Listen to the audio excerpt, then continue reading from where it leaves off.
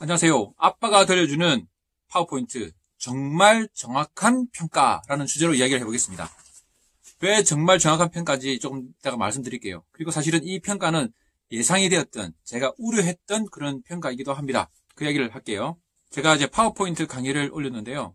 그 제목이 시간 절약 파워포인트예요. 그 제가 파워포인트 강의를 들은 적도 있거든요. 어떤 유명하다는 강사분의 강의를 들은 적도 있고, 뭐 유튜브에도 보면 나오는 것도 있고, 뭐 책도 좀 많이 보고, 서점 가서 보면 이제 빨리 보는 거죠. 사진 않고 쭉 보면 어떤 게 있나, 새로 나온 게 어떤 게 있냐 이렇게 보거든요. 왜냐면 파워포인트 워낙 많이 쓰니까 하루라도 안 보고 가는 일이 없잖아요. 근데 제가 한 강의는 그 다른 강사분들하고 완전히 달라요. 저는 이제 시간을 절약하는 파워포인트를 키포인트라고 있어요. 보통 보면 강의를 하는 거 보니까 어떤 꽁수 하나가 있어가지고 되게 이렇게 예쁘게 꾸미고 뭐 이런 걸 어떻게 꾸민다, 뭐 이런 걸 어떻게 꾸민다, 강론이 되게 많더라고요. 저는 그런 건 별로 중요하지 않다. 우리가 지금 바쁜 세상에서 그런 거 다 일일이 신경 쓸 게 아니고, 어떻게 하면 나의 생각을, 내가 발표하고자 하는 바를 효과적으로 빨리빨리 만들 것이냐. 그게 제가 키포인트가 커요. 제 강의는 그런 주제로 돼 있고, 그래서 제목이 시간 절약 파워포인트거든요. 그래서 뭐 마스터라든지 그 템플릿, 파워포인트를 구조적으로 만드는 법, 그리고 테마를 어떻게 쓰는가, 뭐 이런 것들이 사실 주예요. 파워포인트를 건드리기 전에 초기 작업을 어떻게 될 것인가, 이런 것들이 주기 때문에 큰 뼈대를 잘 잡아야 된다, 뭐 이런 내용이에요. 그리고 그걸 어떻게 할 수 있는지, 이렇게 하게 되면 결국 파워포인트가 자기의 생각을 전달하는데 방해되는 것이 아니라 엄청나게 도움이 되거든요. 내 생각 자체를 정리할 때 엄청나게 도움이 돼요. 마인드맵 아시죠? 마인드맵하고 좀 비슷한 면이 있어요. 파워포인트를 마인드맵처럼 쓰는 거예요. 저 같은 경우 그렇게 많이 하거든요. 제 강의할 때 있으면 이제 강의가 완벽하게 머릿속에 정리된 게 아니잖아요. 그러면 뼈대를 딱 잡고 딱 시작하고 그 다음에 살을 붙여가는 식으로 하게 되거든요. 챕터 1, 2, 3, 4는 이렇게 잡겠다는 식으로 대충 감을 잡고 그 다음에 딱 시작하는 그런 식으로 하거든요. 그렇게 할 때는 파워포인트가 정말 도움이 많이 돼요. 노트 쓰는 것보다 훨씬 빠르게 할 수 있고. 근데 그렇게 하려고 하면 마스터를 이해해야 되고요. 그 파워포인트 구조를 알아야 되고요. 그 슬라이드마다 레이아웃이라는 게 있었는데 그 레이아웃도 이해를 해야 되고요. 그 기본적인 구조, 눈에 딱 보이는 어떤 산물, 예쁜 거 아니더라도 기본적인 파워포인트에 대한 구조가 이해가 돼야 되고, 그것이 결국 자기 머릿속에 있는 생각에 대한 이해예요. 그런 것들을 주로 많이 다루는 내용이거든요. 그래서 좀 할 때부터 우려가 됐었어요. 야, 이런 강의를 한 사람들이 별로 없는데 이 도움이 될 것인가, 좋아할 것인가 라는 생각이 들고요. 그러니까 파워포인트 강의하시는 강사분들 되게 유명한 분 많거든요. 되게 잘하시는 분, 똑똑한 분 많아요. 그럼 이걸 모르느냐? 그게 아니에요. 다 아세요. 그분들 전체 강의 보면 이 부분이 들어가 있어요. 책도 다 있어요. 이 부분을 강조하지 않는다는 거예요. 다른 게 정말 강조하고, 요거를 조금 설명한다는 거예요. 저는 다른 다 빼버리고, 이게 제일 중요하다라고 말하는 거예요. 그래서 이것만 해도 2시간이 넘게 강의를 하고 있거든요. 이 주제만 해도 다 다룰 게 좀 많기 때문에. 그래서 기존의 파워포인트 강의랑 너무 다르기 때문에 평가가 안 좋을 것이다 라고 저는 우려를 했었어요. 그럼에도 불구하고 다행히 지금 보면 4.3대거든요. 5점 만점에 4.3이면 저 강의, 다른 강의에 비해서는 좀 많이 떨어지는 편이지만 그래도 뭐 선방했다고 저는 할 수 있어요. 저는 이제 기대 이상으로 성적이 잘 나온 거예요. 근데 최근에 이과 관련된 2명의 평가자가 있었는데 그 평가자의 평가를 보겠습니다. 상당히 날카롭게 제가 예상했던 거를 그대로 탁 찔러주신 것도 있고 도움이 된 게 있어요. 자, 이 글을 보면, 여기 보면 가치 있는 정보, 명확한 설명, 흥미로운 수업, 뭐 지식이 풍부한 강사, 뭐 그렇다. 근데 유용한 연습 활동이 없었다. 그래서 3.5점을 준 거예요. 3.5점이면 좀 박하게 준 거거든요. 다른 강의에 비하면. 사실 이분은 제가 생각할 때 정확하게 주셨다고 생각해요. 근데 이제 다른 사람에 비하면 박하다는 거죠. 유용한 연습 활동이 없었다. 제가 없었어요. 이론 설명하고 이렇게 연습해보세요라는 것이 없었어요. 그게 어렵냐? 그렇지 않아요. 숙제만 해주기 때문에 한 줄만, 강의 끝에마다 한 줄만 더 넣으면 되거든요. 유용한 정보 연습 활동을 넣어줘야겠구나. 그래야 사람들이 도움이 되겠구나 라는 생각이 들었어요. 그것이 저한테 배운 교훈이에요. 이분은 그래도 상당히 도움이 많이 됐다고 이제 평가하신 거죠. 가치 있는 정보였다. 자기 도움이 됐다고 하는데 다음 거 볼게요. 다음 건 더 신랄해요. 이분은 가치 있는 정보다, 지식이 풍부한 강사다는 동의하겠다. 그렇지만 명확하지 않고 흥미롭지 않았다. 저는 이런 분이 예상이 됐거든요. 딱 예상이 된 대로예요. 이 보통의 사람들이 폰트를 어떻게 바꿔가지고 딱 하느냐, 뭐 어떤 편집 어떻게 하느냐, 전편집 어떻게 하느냐, 뭐 글자 배제를 어떻게 하느냐, 정리를 하느냐, 도형하느냐, 뭐 이런 것들에 대한 관심이 되게 많더라고요. 그런 것들은 제가 실제 강의에서는 사소한 팁들을 강의 중간중간에 섞어 쓰거든요. 그러면 이제 파워포인트 강의할 때도 쓰고요. 파워포인트가 아니고 다른 내용 강의하다가도 가끔 파워포인트 강의 내용을 써요. 그 뭐 한 1분, 2분밖에 안 걸리는데 되게 효과 크거든요. 사람들 오 이런 게 있었어 하면서 되게 놀라고 좋아해요. 그러면 이제 애드립으로 넣는 거죠. 뭐 다른 사람 농담하고 그런 거 좋아하는데 저는 농담할 줄 몰라서 그런 거를 써먹거든요. 그럼 사람들이 되게 신기하면서 좋아해요. 근데 그런 것들은 제가 볼 때는 마이너하다는 거예요. 아니면 꼼수 같은 건 좋은데 전체 큰 틀을 바꾸지 않고 나는 거예요. 그래서 제가 이제 그런 걸 안 하는데 그런 것들을 관심을 되게 많이 갖고 있어요. 많은 분들이. 그래서 잘은 모르지만 이분도 흥미로운 수업은 아니었다. 제가 정말 그런 것들만 쭉 이어서 하면 되게 흥미로워져요. 그건 아니었다. 제가 충분히 예상했던 바예요. 전체 구조를 파는 이야기. 총론과 같은 이야기니까 총론을 보면 되게 재미없잖아요. 강론이 되게 재밌지. 역사 같은 것도 강론이 되게 재밌지. 그리고 이분도 역시 유용한 연습 활동이 없다고 했는데 이건 제가 배운 거예요. 이렇게 해야겠구나. 이 유용한 연습 활동을 넣어야겠구나. 그런 생각이 들었고 흥미로운 수업, 명확한 설명, 정확한 강의 좀 명확하게 했는데 이게 뭐 어떻게 더 명확할 수 있는지 좀 생각해 볼 일이고요. 흥미로운 수업이 아닌 거는 제가 예상했던 거기 때문에 어쩔 수 없다. 이거는 더 이상 바꿀 수는 없다. 나의 가치인 거예요. 흥미로운 수업은 다른 강사들이 많이 하니까 그런 강사분들 들으면 되겠다. 그런 생각이 듭니다. 네. 그리고 저 시간 제약 파워포인트는 제 강의 링크는 제가 밑에 드릴 거예요. 뭐 그게 보시면 미리 보기가 있거든요. 미리 보기라도 보시면 도움이 되실 거예요. 이런 내용의 강의구나. 그걸 아시고 하면 좋으니까 강의 들으실 분은 그렇게 들으시면 될 것 같아요. 그걸 보시고 이제 본 강의 듣는 거죠.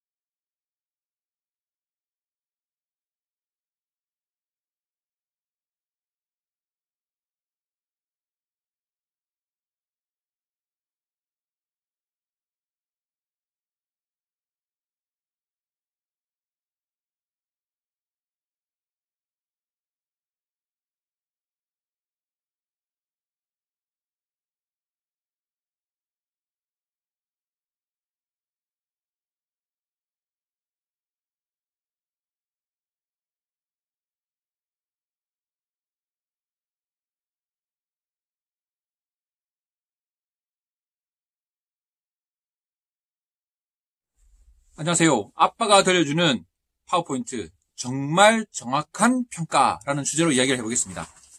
왜 정말 정확한 평가인지 조금 이따가 말씀드릴게요. 그리고 사실은 이 평가는 예상이 되었던, 제가 우려했던 그런 평가이기도 합니다. 그 이야기를 할게요.